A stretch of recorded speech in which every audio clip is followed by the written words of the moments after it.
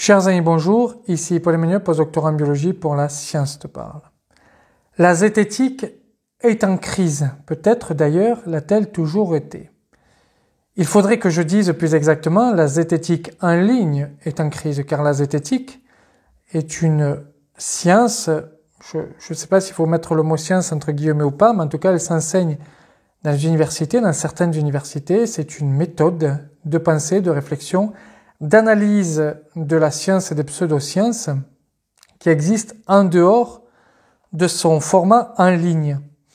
Et ce qui est en crise aujourd'hui, ce n'est pas l'enseignement universitaire de la zététique, c'est son format en ligne. J'avais prévu en décembre de faire une vidéo sur les critiques que je pouvais faire de la zététique en ligne et j'avais tout noté sur un carnet. Vous voyez, il y a plein de trucs qui sont notés, plein de notes, etc. Et je ne vais pas faire cette vidéo parce que depuis quelques semaines, on entend beaucoup de zététiciens noter les problèmes qu'il y a à la zététique et je ne vais pas tirer sur une ambulance qui, il faut le dire, aurait plutôt besoin de notre aide. Ce que je pense, en revanche, c'est que de toute crise, il y a des leçons à tirer et de toutes erreurs du passé, il y a des améliorations à apporter. Et il y a peut-être quelque chose de bénéfique qui peut se passer de cette crise aujourd'hui. Je ne suis pas zététicien, je n'appartiens pas à cette communauté, je n'appartiens d'ailleurs en ligne à aucune communauté. Et donc, de fait, je ne connais de ma part aucune crise existentielle d'une communauté. Et vous voyez qu'au début de la vidéo, je vous ai parlé de méthodologie de zététique. Et lorsque je parle de zététique en ligne, je vous parle de communauté. Eh bien, c'est peut-être la première erreur. La première erreur en ligne, c'est que l'on essaie, que ce soit sur Twitter, sur Instagram, sur Facebook, sur YouTube, sur TikTok ou que sais-je, de créer des communautés. Ça n'est peut-être pas bon de créer des communautés autour d'une simple idée, d'une simple méthode ou de personnes. C'est peut-être néfaste de créer des communautés parce que cela implique qu'il y a des gens à l'intérieur de la communauté, des gens à l'extérieur et que s'il y a des critiques venant de l'extérieur, alors on peut faire un bloc pour dégager, évincer ces critiques sans les prendre en considération. Et c'est peut-être un peu l'un des problèmes qu'a connu la zététique en ligne, c'est d'inclure et d'exclure des gens qui pourtant pouvaient utiliser la méthode zététique. Je peux penser par exemple au cercle Cobalt qui utilise la méthode zététique sur des sujets non étudiés par les zététiciens qui ont pignon sur le net. Et de fait, on crée des communautés avec l'inclusion et l'exclusion. Et on crée des communautés autour d'une idée, au-delà de la méthode, autour d'une idée qui est le progressisme sans d'ailleurs avoir jamais défini ce qu'est le progressisme. Et lorsque l'on crée ce genre de communauté qui devient de fait militante, on peut se faire déborder soit par la droite, soit par sa gauche. Et toutes les communautés militantes se font déborder d'un côté ou de l'autre. Si elles sont à droite, si elles se disent à droite, elles vont se faire déborder par leur droite. Si elles se disent à gauche, elles vont se faire déborder par leur gauche. Mais dans tous les cas, le camp opposé ne les aimera pas. Si ce sont des communautés de droite, la gauche les aimera pas. Si ce sont des communautés de gauche, la droite les aimera pas. Or, il me semble que si l'on réfléchit un tant soit peu à ce que le scepticisme et la méthode zététique, en tout cas ce que ça devrait être, ça devrait être ouvert à un large public et donc ne pas être dans l'idée communautaire pour s'ouvrir au maximum et pour que tout le monde puisse utiliser cette méthode, tout le monde puisse critiquer les discours, tout le monde puisse apporter sa pierre à l'édifice. Ce qui ne peut pas être le cas lorsque l'on fait du communautarisme. Le communautarisme est donc une erreur sur le net, une erreur que beaucoup de gens font et qui, je crois, est néfaste. Et la crise de la zététique en ligne le démontre. Le second point, c'est de tuer le messager plutôt que d'analyser le message. Et je pense que si les complotistes ont autant une haine de la zététique en ligne, et si elle est attaquée de tous côtés par la sphère de la désinformation, ce n'est pas tant parce qu'elle utilise une certaine méthode ou parce qu'elle débunk leurs croyances ou leurs pensées. Et encore, il faudra analyser plus profondément leurs croyances et leurs pensées. Je vais en venir avec la biodynamie et je vous en parlerai dans une vidéo prochainement. mais plutôt parce que très souvent, elle attaque le messager plutôt que le message. Et je pense que ça, c'est une erreur pédagogique. D'ailleurs, si on écoute les écologistes, lorsque Greta Thunberg a été attaquée pour ce qu'elle est, à savoir une adolescente qui fait de la politique et qui propose un discours politique, les gens plutôt à droite, disons-le, qui s'opposent à cette écologie politique, ont attaqué la messagère plutôt que le message. Et tout le monde s'est levé en disant il faut réfléchir sur le message et non attaquer la messagère.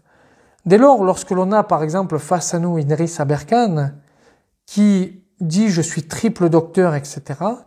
Et j'ai pensé, cela est vrai, pendant un temps que c'était une bonne idée, je pense maintenant que ça n'était pas la bonne stratégie et que l'on veut casser ses diplômes pour montrer qu'il ne les a pas et qu'on cherche un peu partout les diplômes qu'il aurait ou pas. On détruit le messager plutôt que le message. Et il y avait une pédagogie à faire qui est beaucoup plus longue, il me semble, c'est de montrer qu'Idriss Aberkan, où je peux prendre d'autres personnes, comme Jean-Dominique Michel, et c'est là où c'est le plus beau, c'est que dans le discours de la pédagogie, cela peut aussi s'appliquer à des scientifiques véritables comme le docteur Didier Raoult. C'est de montrer que soit ils n'ont pas le raisonnement scientifique, ils ne l'ont jamais eu, soit ils l'ont perdu. Parce que le raisonnement scientifique, c'est un raisonnement en soi, c'est une façon de penser en soi, c'est une façon de voir le monde en soi, c'est une façon de faire des hypothèses, une façon d'utiliser la méthode scientifique, une façon de conclure et de discuter par rapport aux résultats que l'on a suite à l'intervention, à l'utilisation de la méthode scientifique, qui peut s'appliquer à tout le monde. Et là, on étudie donc le message plutôt que le messager. Et s'il y a, entre guillemets, je ne sais pas, en fait, je dis entre guillemets, peut-être qu'il ne faudrait pas que j'utilise les guillemets, il n'y a qu'eux qui peuvent le savoir. Ce harcèlement en ligne de la part de la sphère de la désinformation envers les complotistes, envers les zététiciens les plus en vue d'Internet, c'est peut-être parce qu'ils ont trop attaqué les messagers et non pas le message en lui-même. Et moi, j'ai fait des vidéos, par exemple, pour défendre Idriss Aberkan sur des points précis. Par exemple, lorsque j'ai dit, il a effectivement publié une publication mathématique et il n'a pas payé pour publier parce qu'MDPI, on ne paye pas pour publier. Enfin, c'est de l'open access, donc bien sûr on paye, mais on n'est pas sûr que l'article soit publié. C'est-à-dire qu'il y a du peer reviewing qui se fait, etc. Moi, je suis reviewer pour MDPI. J'ai encore reçu hier un reviewing à faire et je peux assurer que je le fais correctement. D'ailleurs, on me trouve un peu trop sévère.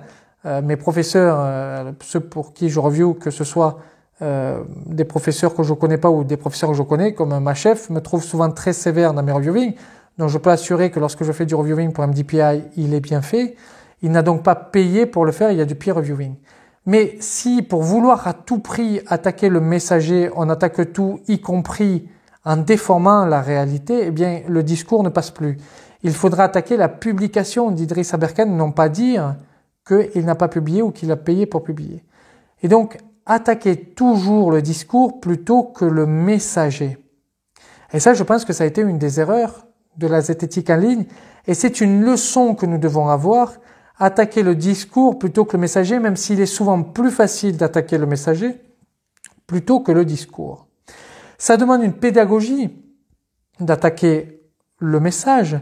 Ça demande une pédagogie, par exemple, dans le cas de scientifiques ou de gens se prétendant scientifiques, de montrer qu'ils n'ont pas le raisonnement scientifique, de montrer qu'ils ne l'ont plus s'ils ont été effectivement à un moment donné de bons ou de scientifiques moyens. Bon.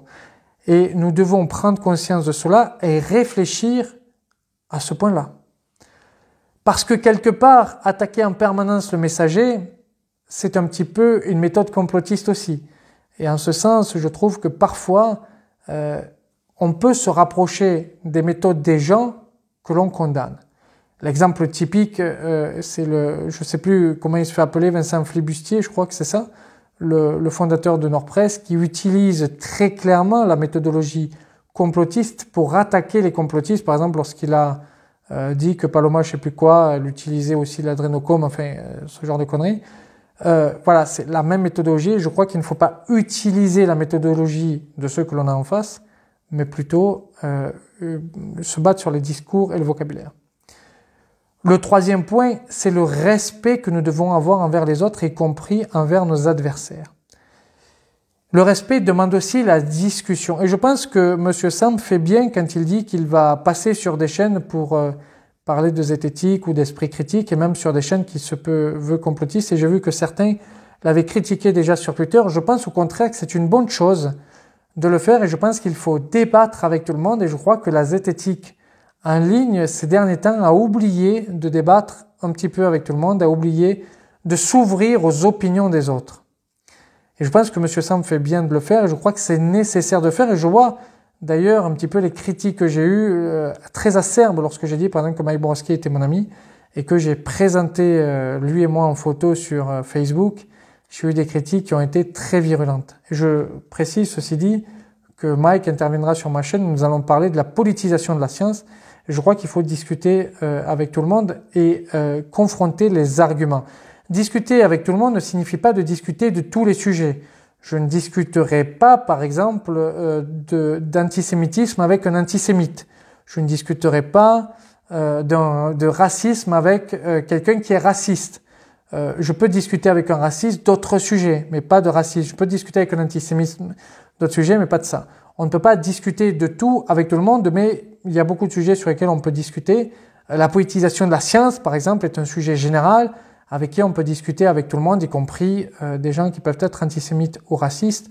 Et c'est important de faire le distinguo. L'autre point, c'est la nuance. On perd parfois de la nuance, beaucoup, et je défends vraiment la nuance. Et je crois que l'une des attaques, c'est aussi qu'il n'y a plus de nuance sur Internet, et du coup, on s'attaque plus facilement aux personnes, et on arrive dans la radicalité. Et cette radicalité est très néfaste. En science, on ne doit pas être radical. On doit regarder la science pour ce qu'elle est, on ne doit pas être radical. Et ça, c'est un peu dommage. Un autre point, c'est l'argument d'autorité. J'ai tendance à croire, et pardonnez-moi pour cette réflexion, mais que la zététique en ligne est devenue un argument d'autorité en soi. Je suis zététicien, je fais de la zététique, donc je suis inattaquable.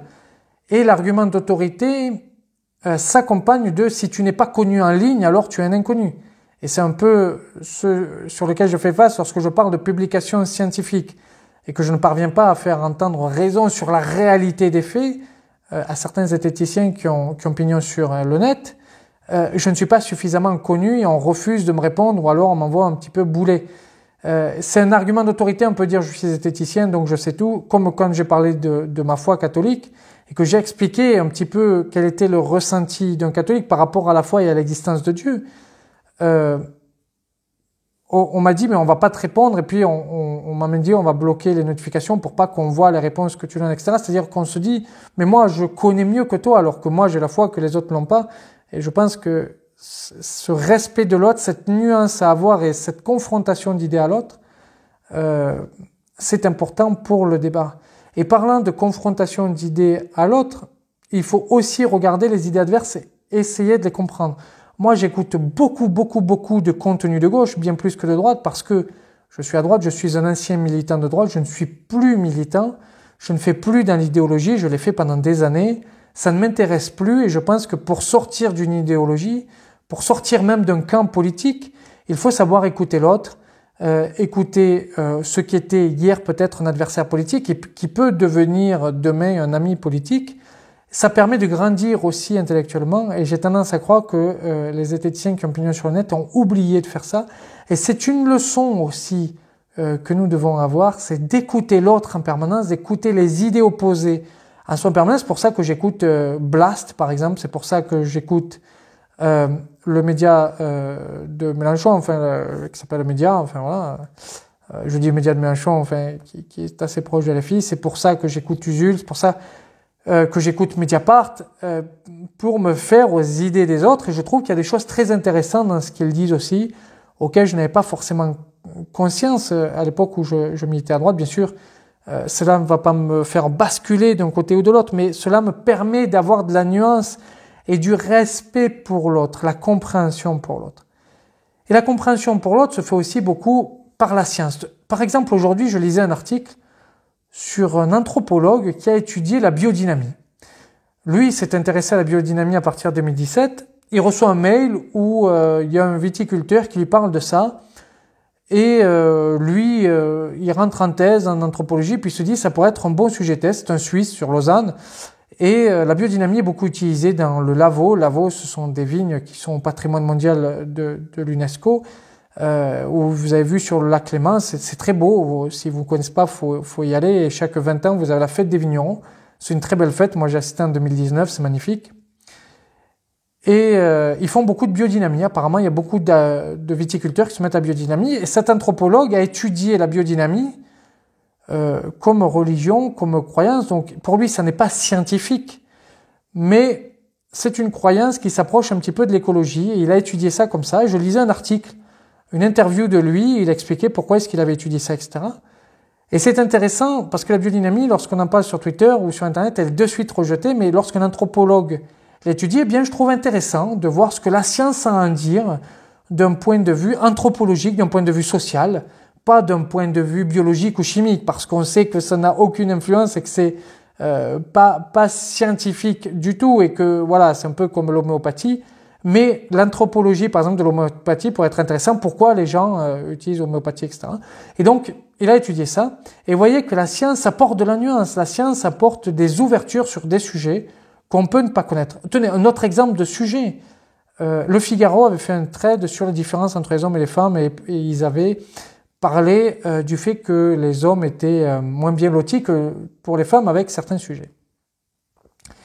Et j'avais lu des réponses des zététiciens en ligne, notamment Fantine, qui disait qu'il y avait beaucoup d'erreurs, etc. Et par exemple, sur la longévité de l'homme, alors elle avait raison sur beaucoup de choses, mais je prends cet exemple où, de mon point de vue, elle avait tort. Sur la longévité des hommes, le Figaro disait que les hommes vivaient moins long, et puis Fantine dit oui, mais ils boivent plus, ils fument plus, et puis, ce qui est vrai statistiquement, et puis ils vont moins souvent chez le médecin, ce qui est vrai aussi statistiquement. Mais il y a des facteurs biologiques. Par exemple, il y a des études qui sont en train de regarder est-ce que les télomères sont plus longs ou plus courts chez les hommes et les femmes, et il semblerait, pour l'instant, il n'y a qu'une étude qui en parle, mais voilà, il faut confirmation que les télomères sont plus courts chez les hommes. Les télomères, ce sont des têtes de chromosomes et en fait, à chaque passage, à chaque division cellulaire, eh bien, les télomères raccourcissent et c'est le vieillissement humain. C'est comme ça. Bon. Et donc, les télomères masculins seraient plus courts que les télomères féminins. Donc, de fait, l'homme serait programmé pour vivre moins longtemps que la femme.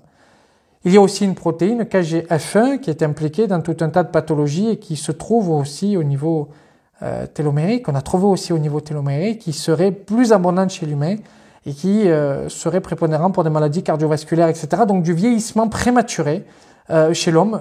Voilà, donc c'est des facteurs biologiques innés de naissance, parce que par exemple les protéines CREG qui sont au niveau des télomères, une fois que l'on n'est plus dans l'embryogenèse, eh bien ça n'est plus synthétisé. Et il y a que certaines cellules cancéreuses qui synthétisent. Et là aussi, encore, on voit la différence entre le masculin et le féminin. Donc, il y a des aspects biologiques. Et on peut parler du sociétal, mais la science nous donne aussi ces données-là.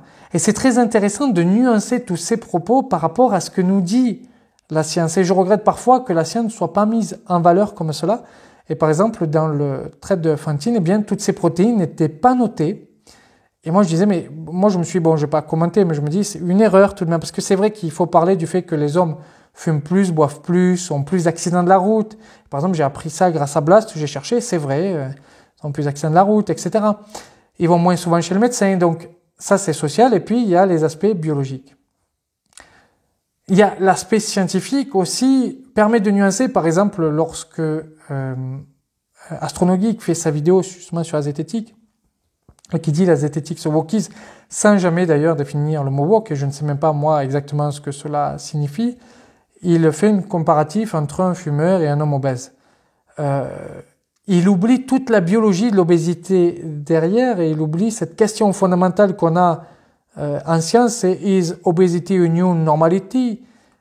Il y a toute une endocrinologie, une physiologie de l'obésité. Ça fait partie d'ailleurs en partie de mes recherches. Et toute cette science-là est oubliée pour contrer un argument de ce qu'il appelle le wokisme et des accusations qu'il peut avoir de grossophobie. Et ça, c'est une leçon que nous devons en tirer. C'est que il faut écouter la science, il faut vraiment regarder ce qu'elle dit, il faut regarder la nuance qu'elle apporte, les études qu'elle fait, et ne pas aller trop vite en conclusion, par exemple dire, bon ben en gros, c'est pas, parce qu'en gros c'est un peu ce que dit par exemple Stronogeek, en gros c'est parce qu'il mange beaucoup. Bon, oui, alors de fait, s'il mangeait pas, il serait pas gros, n'est-ce pas?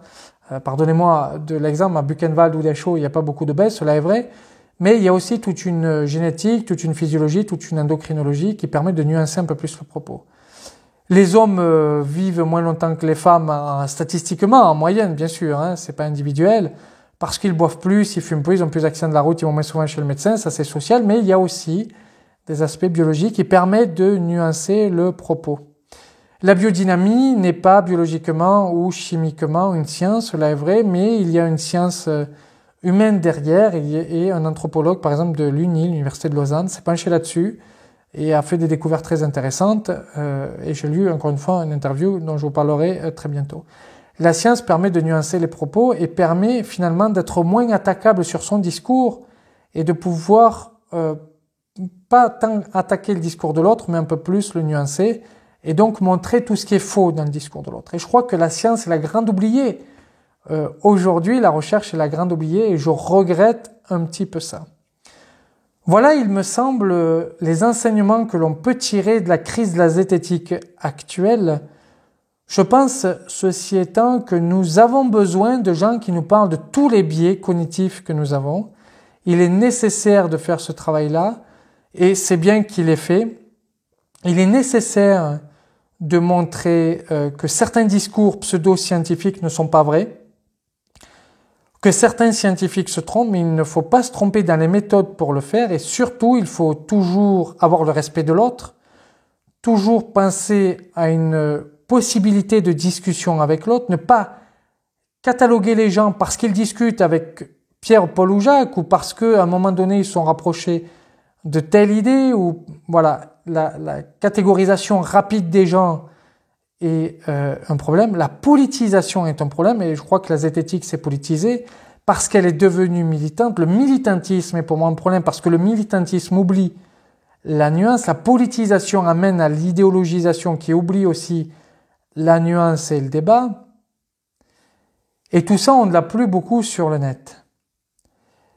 Et je pense que la crise de la zététique du net actuel devrait nous servir à réfléchir à tous ces sujets-là.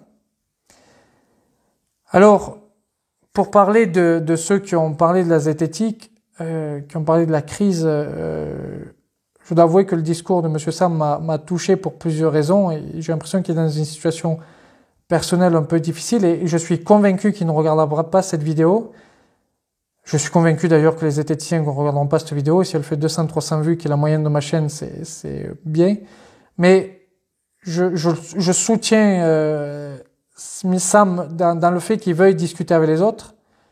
Je peux un peu moins le soutenir lorsqu'il dit qu'il n'a pas sorti vidéo parce que la chaîne pourrait être plombée, etc. Moi, je sors toutes les vidéos que je veux. Et tant pis si la chaîne est plombée, ma chaîne ne marche pas et c'est comme ça. Je crois qu'il ne faut pas aussi en vouloir trop aux algorithmes YouTube. La vie est ainsi faite et on est sur une plateforme qui a ses règles. Il faut toujours accepter les règles du jeu là où on est. Et si on veut les changer, il faut suffisamment être intelligent pour savoir les changer. Si on n'est pas assez gros, on ne peut pas. Donc j'ai envie de dire qu'ils sortent les vidéos qu'ils souhaitent et qu'ils se fassent plaisir surtout en faisant les vidéos. Et un truc que les gens n'ont pas abordé, et je voudrais presque un peu finir ma vidéo là-dessus, il parle de sa relation personnelle avec le fait que quand son enfant est né, je crois que c'est sa fille qui le dit dans la vidéo, il a eu des problèmes de couple.